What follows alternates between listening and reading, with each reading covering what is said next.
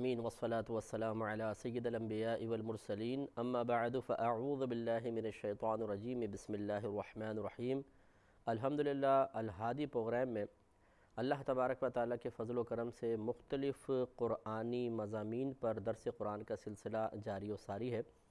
جیسے کہ آپ کو معلوم ہے کہ ہم قرآن میں ہی اللہ تبارک و تعالیٰ کے بیان کردہ مختلف موضوعات پر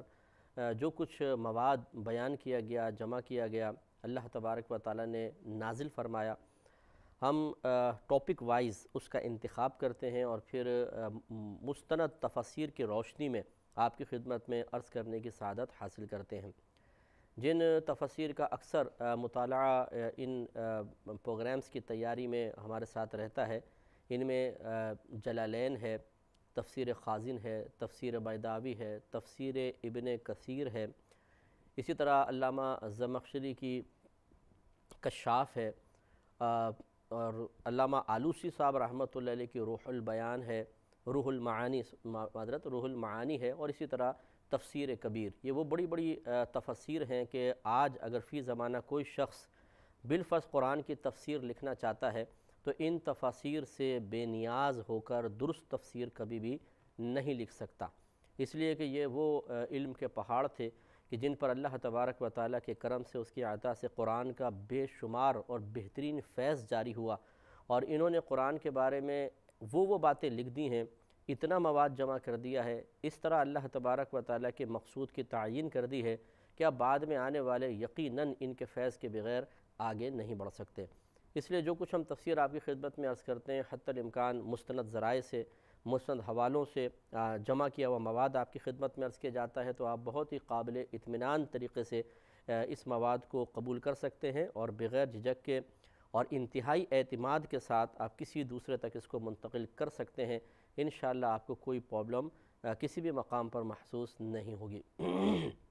جیسے کہ آپ کو معلوم ہے کہ ہم نے شروع میں اس پروگرام میں ہدایت کا موضوع سب سے پہلے لیا تھا کہ قرآن میں ہدایت کے بارے میں کیا ہے، پھر خود قرآن کو ہم نے فوکس کیا کہ قرآن کے بارے میں خود قرآن کیا کہہ رہا ہے، اس کے بعد اللہ تبارک و تعالیٰ کے ذات و صفات، اور اب اس کے بعد انبیاء، رسل، نبوت اور رسالت کے موضوع پر اللہ تبارک و تعالیٰ نے جو کچھ بیان فرمایا ہم اس پہ کلام کر رہے ہیں۔ نبوت اور رسالت پہ کلام کرتے ہوئے اب انبیاء علیہ السلام اور رسل پر بھی کلام کیا جائے گا، اور جو مختلف طریقوں سے، مختلف حوالوں سے، مختلف پہلوؤں سے اللہ تبارک و تعالیٰ نے انبیاء اور مرسلین کے بارے میں احکام نازل فرمائے، خبریں نازل فرمائیں، ہمارے لیے معرفت کا سامان فرمایا، ہم اس پہ انشاءاللہ گفتگو کرنے کی سعادت حاصل کریں گے۔ اور یہ پہلے کچھ انبیاء علیہ السلام اور رسل کے بارے میں جو اللہ تبارک و تعالیٰ نے ذکر کیا، اسے ہم ذکر کرنے کے بعد پھر باقاعدہ جو واقعات انبیاء علیہ السلام کے قرآن عظیم میں اللہ تبارک و تعالیٰ نے ذکر کیے، ان واقعات کو لیں گے، جس کو آپ قصص الانبیاء کہہ سکتے ہیں، کہ کس نبی کو نے کس طریقے سے اپنی قوم کے پاس آ کے تبلیغ کی، اور کون سا خاص واقعہ ان کی ذات سے وابستہ ہوا، اور پھر انہوں نے اپنی قوم کے ساتھ جو معاملات کیے، اللہ تبارک و تعالیٰ نے اس کو قرآن میں حکایت کیا۔ تو یہ ایک دلچسپ موضوع ہوگا قصص الانبیاء، کہ جو اللہ تبارک و تعالیٰ نے انبیاء علیہ السلام کے واقعات اور قصص قرآن میں ذکر کیے، انشاءاللہ وہ بھی ہم آپ کی خدمت میں اس ٹاپک کے تحت ذکر کریں گے۔ آپ کو یاد ہوگا کہ پچھلے پروگرام میں ہم بات کر رہے تھے انبیاء علیہ السلام کے بارے میں کہ وہ ہماری طرح بشر ہوتے ہیں، جو کوئی انبیاء علیہ السلام کی بشریت کا انکار کرے وہ کافر ہو جائے گا۔ جیسے ہم نے پچھلے دفعہ آپ کو عرض کیا تھا کہ اللہ تبارک و تعالیٰ نے واضح طور پہ قرآن میں بیان فرمایا کہ ہم نے جتنے بھی رسول بھیجے ہیں سب کے سب مرد ہیں، ان کی طرف وحی کی جاتی ہے۔ تو اس کے ضمن میں یہ بات ہو گئی تھی کہ کوئی فرشتہ باقاعدہ اللہ تبارک و تعالیٰ کا رسول بن کر انسانوں کی طرف نہیں بھیجا گیا ہے، اسی طرح کسی جن کو، اسی طرح کسی عورت کو مبعوث نہیں کیا گیا، بلکہ سب کے سب بشر، انسان اور مرد ہوئے ہیں، اور وہ آ کے تبلیغ دین فرماتے رہے، اللہ تبارک و تعالیٰ کا پیغام مخلوق تک پہنچاتے رہے ہیں۔ آخر میں جو ہماری بات چل رہی تھی وہ یہ تھی کہ بعض کفار یہ جہالت میں، بعض بغض و عناد میں، بعض چلاکی اور مکاری میں یہ مطالبہ کیا کرتے تھے، یا ان کی یہ سوچ تھی، یا انہوں نے سوچ کا بیجا اظہار کیا کہ اگر ایک اللہ تبارک و تعالیٰ کا قاصد ہے، وہ اپنے آپ کو نبی کہتا ہے، رسول کہتا ہے، تو پھر وہ عام انسان سے ہٹ کر ہونا چاہیے، وہ مطلب یہ کیسے ہو سکتا ہے؟ جیسے نبی کریم صلی اللہ علیہ وسلم نے اعلان نبوت فرمایا تو انہوں نے یہی اعتراض کیا کہ آپ تو کھاتے بھی ہیں پیتے بھی ہیں اور ہمارے ساتھ بازاروں میں تجارت بھی فرماتے ہیں، تو آپ کیسے اللہ کے نبی ہو سکتے ہیں؟ گویا کہ ان کے نزدیک ان کی سوچ یہ تھی کہ شاید جو اللہ تبارک و تعالیٰ کا نبی بن کر آئے گا وہ نہ کھائے گا نہ وہ پیے گا، وہ بالکل عام لوگوں سے ہٹ کر ہوگا، ایک ممتاز شخصیت، ایک ممتاز حیثیت کا حامل ہوگا، اس کے اوصاف، اس کی عادات، اس کے اطوار، اس کے افعال، اس کے اعمال عام لوگوں سے بالکل ہٹ کر ہوں گے، تاکہ ایک امتیاز پیدا ہو جائے کہ یہ عام لوگ ہیں اور یہ نبی ہیں۔ میرا رہنما کوئی اور ہے۔ لیکن اللہ تبارک و تعالیٰ نے اس کا شدت سے رد فرمایا، اور ان کی اس فاسدانہ سوچ کا رد کرتے ہوئے اللہ تعالیٰ نے قرآن عظیم میں واضح کر دیا کہ تم ان نبی کے بارے میں ان کو اپنے درمیان تم نے 40 سال تک تقریباً دیکھا، گویا کہ اللہ تعالیٰ یوں بیان فرمانا چاہ رہا ہے کہ 40 سال تک تم نے اپنے درمیان میں ان نبی کو دیکھ کر یہ سمجھا کہ یہ تو نبوت کے لائق نہیں ہو سکتے، یا یہ کیسے ہو سکتا ہے کہ اللہ تبارک و تعالیٰ انہیں نبوت کے لیے منتخب فرما لے، کوئی الگ شخصیت آنی چاہیے، اور یہ تو کھاتے پیتے ہیں اور ہم جیسے بعض افعال کرتے ہیں تو یہ ان کے شاید نبوت کے منافی چیز ہے، مخالف چیز ہے۔ تو اللہ تعالیٰ نے بیان فرمایا کہ نہیں، پچھلے نبیوں کو بھی دیکھو، ہر نبی جو بھی دنیا کے اندر آیا اکثر ایسے ہی ہوا کہ اس نے شادی بھی کی، اس کے بچے بھی ہوئے، اور وہ بازاروں میں بھی تشریف لے گئے، تجارت وغیرہ بھی انہوں نے کی، وہ کھاتے بھی تھے، وہ پیتے تھے اور تمہاری طرح چلتے تھے۔ تو ایسا نہیں ہے کہ یہ کوئی اب جو نبی آ رہے ہیں یہ پچھلے نبیوں سے بالکل ہٹ کر ہوں، اور تمہیں پچھلے نبیوں کی کوئی ایسی خبریں پہنچی ہوں کہ جی وہ تو ہواؤں میں اڑتے تھے اور وہ تو نہ کھاتے تھے نہ پیتے تھے نہ شادی بیاہ کرتے تھے، ایک الگ بالکل ان کی امتیازی حیثیت تھی۔ تو یہ گویا کہ اللہ نے ان کا رد فرمایا، اور قیامت تک کے مسلمانوں کو بھی سمجھا دیا کہ جو اللہ تبارک و تعالیٰ کی بارگاہ کا مقبول بندہ ہوتا ہے اس میں اس قسم کی چیزیں تلاش کرنا کہ وہ ہم سے بالکل جدا گانہ اور ممتاز اور منفرد نظر آئے، یہ ایک فاسد خیال ہے اور اپنی ایک سوچ ہے۔ جو اللہ تبارک و تعالیٰ کا محبوب بندہ ہوتا ہے ایسا نہیں ہے کہ کوئی اس کے سر پہ سینگ نکل آئیں گے، یا اس کا لباس مخصوص ہو جائے گا، یا اسے مخصوص مقام پہ رہنے کا حکم دیا جائے گا، اور اس سے مخصوص قسم کے افعال، ایسے افعال کا صدور ہوگا، ایسے اعمال کا صدور ہوگا کہ جو عام آدمی کر ہی نہیں سکے گا۔ ایسی بات نہیں ہے، وہ بالکل ہماری طرح نارمل زندگی گزارتے ہیں۔ ہاں یہ ضرور ہے کہ وہ اللہ تبارک و تعالیٰ کے مقرب بندے ہوتے ہیں، ان کا بظاہر ہماری مثل کیا گیا ایک عمل بھی حقیقتاً ہمارے عمل کی مثل نہیں ہوتا، بلکہ ہماری زندگی بھر کے تمام اعمال ایک طرف اور اللہ تبارک و تعالیٰ کے نبی کا ایک سجدہ، ایک بظاہر چھوٹا سا عمل ایک طرف، یہ قدر و قیمت میں اللہ تعالیٰ کی بارگاہ میں ہمارے تمام زندگی کے اعمال و افعال سے زیادہ اور بہتر ہوگا اور افضل ہوگا۔ تو یہ دیکھیں سورہ رعد آیت نمبر 38 میں اللہ تبارک و تعالیٰ نے کفار کی اس بری سوچ کو، اس فاسدانہ سوچ کا رد کرتے ہوئے ارشاد فرمایا کہ وَلَقَدْ أَرْسَلْنَا رُسُلًا مِّن قَبْلِكَ، اے حبیب کریم صلی اللہ علیہ وسلم، اور ضرور بے شک ہم نے بھیجا کچھ رسولوں کو آپ سے پہلے، وَجَعَلْنَا لَهُمْ أَزْوَاجًا وَذُرِّيَّةً، اور ہم نے ان کے لیے بیویاں بھی مقرر کی اور اولاد بھی مقرر کی۔ وَمَا كَانَ لِرَسُولٍ أَن يَأْتِيَ بِآيَةٍ، اور کسی رسول کے لیے جائز نہیں یا کسی رسول کو اس چیز پہ قدرت نہیں کہ وہ کوئی نشانی لے کر آئے الا بِإِذْنِ اللہ، مگر اللہ کے حکم سے۔ یعنی اگر وہ معجزات لے کر آتے ہیں، کوئی خصوصی کوئی چیز ان کے پاس عام لوگوں سے ہٹ کر ہوتی ہے تو وہ پھر اللہ تبارک و تعالیٰ کی اجازت سے ہی ہوتی ہے۔ ایسا نہیں ہے کہ نبی اپنے پاس سے کوئی معجزہ پیش کر دے یا اپنے پاس سے کوئی آیت بنا کر لے کر آئے۔ تو گویا کہ یہ اس طرف اشارہ کرنا مقصود ہے کہ نبی جو کچھ بھی پیغام لے کر آتے ہیں حقیقتاً وہ ان کا اپنا بنایا ہوا نہیں ہوتا، بلکہ اللہ تبارک و تعالیٰ کی طرف سے ان کو دیا جاتا ہے، اور وہ مخلوق تک اس پیغام کو بعین ہی پہنچا دیتے ہیں۔ اور پھر اللہ تعالیٰ نے فرمایا کہ لِكُلِّ أَجَلٍ كِتَابٌ، کہ ہر مدت کے لیے ایک کتاب ہے۔ اس کا مطلب یہ ہے کہ ہر مدت کے لیے، کہ جو بھی تم معاملہ کرتے ہو، ہر ایک چیز کی مدت کے لیے ایک کتاب ہے۔ کتاب کا مطلب وہ مدت لکھ دی گئی ہے، کتاب بمعنی مکتوب ہے، کہ ہر ایک کے لیے مدت کو لکھ دیا گیا ہے۔ پیدا ہونے کی بھی ایک مدت ہے، کس کے ہاں بچہ کتنے عرصے میں پیدا ہوگا، جیسے بعض اوقات اولاد نہیں ہوتی 1 سال 2 سال 3 سال، یہ اللہ نے لکھا ہوا ہے کہ کتنے عرصے تک ان کے ہاں اولاد نہیں ہوگی، یہ مدت مقرر شدہ ہے۔ خود اللہ تعالیٰ قرآن عظیم میں بیان فرما رہا ہے کس کی شادی کس کے ساتھ کتنے عرصے میں ہوگی، لکھا ہوا ہے۔ یہ شادی کتنے عرصے تک چلے گی، یہ بھی لکھا ہوا ہے۔ یہ الگ بات ہے کہ ابھی چونکہ تقدیر کا مسئلہ ہے، بہرحال بات آگے ضمن تو میں عرض کر دیتا ہوں کہ یہ نہیں ہے کہ اگر کسی کی سپریشن ہو جاتی ہے تو وہ بولے جی یہ تو اللہ نے لکھا تھا ہم کیا کریں۔ اس میں اگر انسان غلط طریقے سے سپریشن کرتا ہے، ظلمن کرتا ہے، تو بہرحال اس کی گرفت ضرور ہوگی، کیونکہ ہمیں اللہ تبارک و تعالیٰ نے اپنی نافرمانی سے روکا ہے۔ اگر کوئی شخص نافرمانی نہیں کرتا اور واقعی جائز طریقے سے میاں بیوی جدا ہو جاتے ہیں، تو یہ وہ وقت ہے یقیناً کہ جس میں اللہ تبارک و تعالیٰ نے ان دونوں کے لیے جدائی لکھی تھی، اور اس صورت میں یہ گناہ گار بھی نہیں ہوں گے۔ اور اگر کوئی لڑ جھگڑ کر غلط انداز سے طلاق دیتا ہے، یہ وقت بھی اللہ نے ہی لکھا تھا جدائی کا، لیکن اس میں مرد یا عورت کی گرفت کا پہلو اس لیے نکلے گا کہ تمہیں منع کیا گیا تھا کہ عمل یہ نہ کرو، اس طرح اعمال و افعال اختیار نہ کرو، اس طرح برے رویے اختیار نہ کرو، اس نافرمانی کی وجہ سے سزا ملے گی، لیکن یہ وقت مقرر ہوتا ہے۔ اسی طریقے سے نوکری کس کو کب ملے گی، کاروبار کب ترقی کرے گا،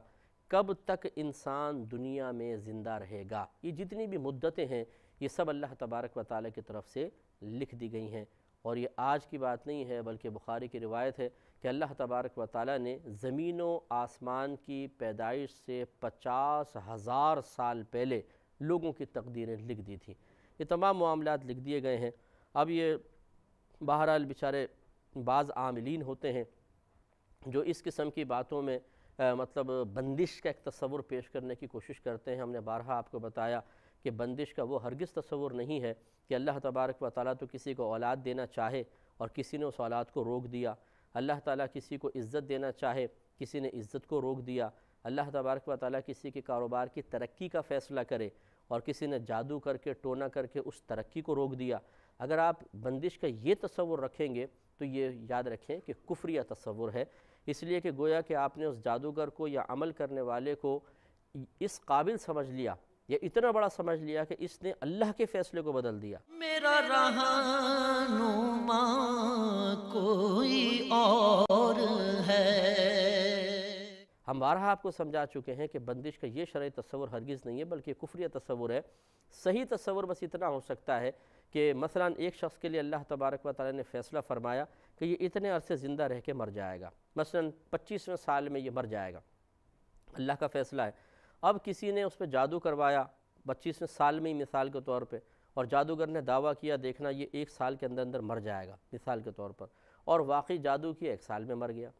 تو کیا یہ جادو کی وجہ سے مرا ہے؟ نہیں، بلکہ یہ اللہ تبارک و تعالیٰ کے فیصلے کی وجہ سے مرا ہے۔ ہاں یہ کہہ سکتے ہیں کہ یہ جادو اللہ تعالیٰ کے فیصلے کے موافق ہو گیا، ورنہ اگر بالفرض 25ویں سال میں اس نے جادو کیا کہ 1 سال میں مر جائے اور اللہ تبارک و تعالیٰ کا ارادہ یہ ہو کہ یہ 30 سال تک زندہ رہے گا، تو مجھے دیانتداری کے ساتھ بتائیے، اپنی قوت ایمانی پر نظر رکھ کر مجھے جواب دیجئے کہ کیا کوئی ایسا ہو سکتا ہے کہ اللہ تعالیٰ 5 سال بعد بندے کو مارنا چاہے اور کوئی اس سے 5 سال پہلے ہی بندے کو دنیا سے رخصت کروا دے؟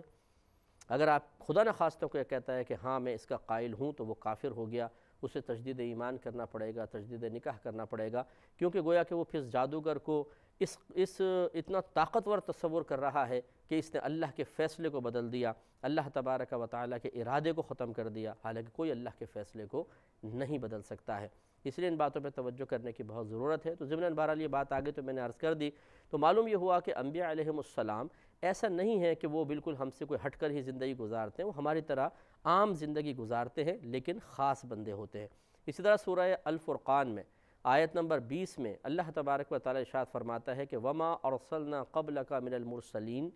اے حبیب کریم صلی اللہ علیہ وسلم، ہم نے آپ سے پہلے رسولوں کو نہیں بھیجا إِلَّا إِنَّهُمْ لَيَأْكُلُونَ الطَّعَامَ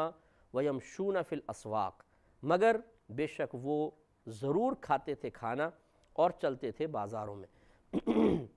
گویا کہ بامحاورہ ترجمہ بنایا جائے تو یوں بنے گا کہ اللہ تبارک و تعالیٰ نے ارشاد فرمایا کہ اے حبیب کریم صلی اللہ علیہ وسلم، ہم نے آپ سے پہلے جتنے بھی رسولوں کو بھیجا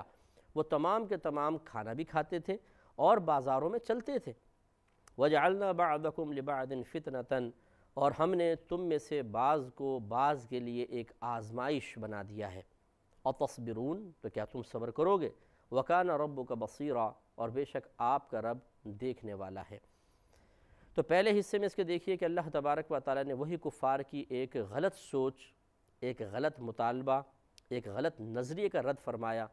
کہ تم یہ سمجھتے ہو کہ جو نبی ہوتا ہے وہ بالکل نہ کھائے گا نہ پیے گا نہ عام لوگوں کے درمیان زندگی گزارے گا، بلکہ ہٹ کر ایک انفرادی اس کی کوئی صورتحال ہوگی؟ ایسا نہیں ہے، بلکہ وہ بھی بازار میں، جتنے ہم نے نبی بھیجے ہیں بازاروں میں چلتے تھے، لوگوں کے پاس جاتے تھے، بیٹھتے تھے، کھانا کھاتے تھے، تو وہ تمہاری طرح ایک طرح بشر تھے، یعنی بشریت میں تو تمہارے ساتھ وہ بالکل مماثلت رکھتے تھے، لیکن یہ الگ بات ہے کہ تمہاری بشریت ناقص ہے اور ان کی بشریت کامل رہی۔ اس سے یہ بھی نتیجہ نکلا، تمام دیکھنے والے غور و تفکر فرمائیں کہ بعض اوقات ہم آج کل کے دور میں بھی، اب انبیاء علیہ السلام کا سلسلہ تو خیر ختم ہو گیا، لیکن ہم کسی کی بزرگی کا اندازہ اسی قسم کے اعمال و افعال کے ذریعے لگانے کی کوشش کرتے ہیں۔ ہم کسی کے پاس جاتے ہیں، ہم دیکھتے ہیں کوئی عجیب و غریب کام کر کے دکھائے نا، اس کا اٹھنا بیٹھنا عجیب و غریب ہو، یہ عجیب و غریب قسم کا لباس پہنے ہو، اس کے بال عجیب و غریب ہوں، عجیب و غریب قسم کے مالائیں وغیرہ ڈالی ہوں، تو ہم کہتے ہیں کہ چونکہ عام لوگوں سے بالکل ہٹ کر ہے،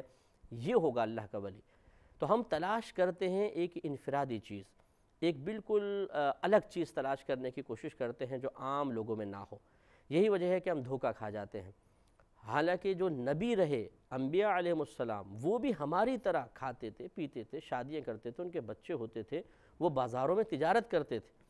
تو بتائیے کہ اگر ایک عالم ہے، ایک مفتی ہے، وہ لوگوں کے درمیان بیٹھتا ہے، گفتگو کرتا ہے، اس کی بیوی ہیں، بچے ہیں، وہ عام لباس پہنتا ہے اور وہ گناہوں سے بچتا ہے، تو کیا ہماری نظر میں وہ کوئی اللہ کی بارگاہ میں مقام حاصل کیے ہوئے نہیں ہے، صرف اس وجہ سے کہ ہم اس کو دیکھتے ہیں کہ اس میں کوئی الگ چیز نظر نہیں آئی؟ یہی وجہ ہے کہ ہماری عوام کی اکثریت اس قسم کے ڈبے پیروں اور غلط قسم کے لوگوں کے ہاتھوں میں لٹتی رہتی ہے، جو ان کی اسی نفسیات کو، جو کافروں کی ایک سوچ تھی، اس نفسیات کے مطابق ان کی جیبیں خالی کراتے ہیں۔ یعنی وہ لمبے لمبے بال رکھے ہوئے ہیں، بڑے سے جبے پہنے ہوئے ہیں، گلے میں بہت ساری مالائیں ہیں اور بہت ساری انگوٹھیاں ہاتھ میں، 12 انگوٹھی یہاں ہیں اور 24 انگوٹھیاں یہاں پر ہیں، اور وہ ڈنڈا ہاتھ میں لیا ہوا ہے، اور حق ہو کے نعرے لگا کر ایک بالکل اپنے آپ کو عام لوگوں سے ہٹا کر، اور پھر حتی الامکان کوشش کرنا کہ مخلوق کے درمیان نہ رہیں، کسی تنہائی کے مقام پر رہیں، تاکہ یہ بات معروف ہو جائے کہ حضرت تو پبلک میں نکلتے ہی نہیں، حضرت تو ایک کمرے کے اندر بیٹھے رہتے ہیں اور بڑے پہنچے ہوئے بزرگ ہیں۔ ہماری عوام جو ہے وہ اس قسم کی چیزوں کو دیکھنے کے بعد کہتی ہے کہ ہاں یہ ہوگا بزرگ، حالانکہ اس کا بزرگی سے کوئی تعلق نہیں۔ یاد رکھیے کہ جیسے میں نے دیکھیں آیت آپ کو میں عرض کر رہا ہوں اور یہ بات سمجھانے کی کوشش کر رہا ہوں کہ انبیاء علیہ السلام سے بڑھ کر تو کوئی بزرگ نہیں ہوگا،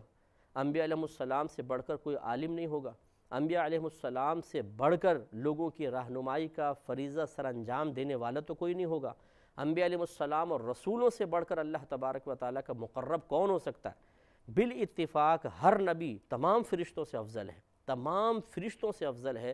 انبیاء علیہ السلام افضل ہے، جبریل امین کا مقام بھی کم ہے، انبیاء علیہ السلام کا مقام اعلیٰ ہے، افضل ہے۔ تو آپ خود سوچئے کہ جب تمام نبی جو اللہ کی بارگاہ کے مقرب بندے، بہترین ہدایت فراہم کرنے والے، اور یقیناً اللہ تبارک و تعالیٰ نے ان کے اوپر علم کے دریا بہا دیے، علم کا فیض ان پر جاری فرمایا، وہ جب عام سے زندگی گزارتے ہیں تو معلوم یہ ہوا کہ اللہ تعالیٰ کی بارگاہ میں مقرب ہونے کی دلیل کوئی انفرادی طریقے اختیار کرنا نہیں ہے، بلکہ عام نارمل لائف آپ گزاریں، لیکن اللہ تبارک و تعالیٰ کے احکام پر عمل کریں، نبیوں کی اطاعت کریں، اپنے آپ کو گناہوں سے بچانے کی کوشش کریں، شریعت کی پاسداری کریں، کامیاب ہے، یہ بزرگ ہے، اللہ کا ولی ہے۔ اس دور میں اگر کوئی شخص اپنے آپ کو گناہوں سے، علم دین سیکھے، گناہوں سے بچائے، اپنی صحبت کو اچھا رکھے، جو عبادات اللہ تبارک و تعالیٰ نے اس پہ فرض و واجب قرار دی انہیں ان کے وقت پر ان کی مکمل شرائط کے ساتھ ادا کرے، جن معاملات میں وہ انوالوڈ ہوتا ہے ان میں ان کو بالکل شریعت کے تقاضے کے مطابق ادا کر لے۔ آج کے دور میں جس میں یہ صفات ہوں گی، میں کہتا ہوں اللہ کا ولی ہے، اس سے آپ حسن ظن رکھ سکتے ہیں کہ یہ اللہ کا ولی ہے، کیونکہ یہ بہت بڑی چیز ہے۔ لیکن یہ جو آپ کی سوچ ہے، جو عوام کی بعض اوقات سوچ ہے کہ وہ ایک انفرادیت دیکھنا پسند کرتے ہیں، اسی کے لیے بزرگی کا سرٹیفکیٹ جاری کیا جاتا ہے، اس کو بدل لیجئے کہ یہ انبیاء علیہ السلام کا طریقہ نہیں ہے۔ اللہ تبارک و تعالی ہمیں سمجھنے اور دوسروں تک ان باتوں کو پہنچانے کی توفیق عطا فرمائے۔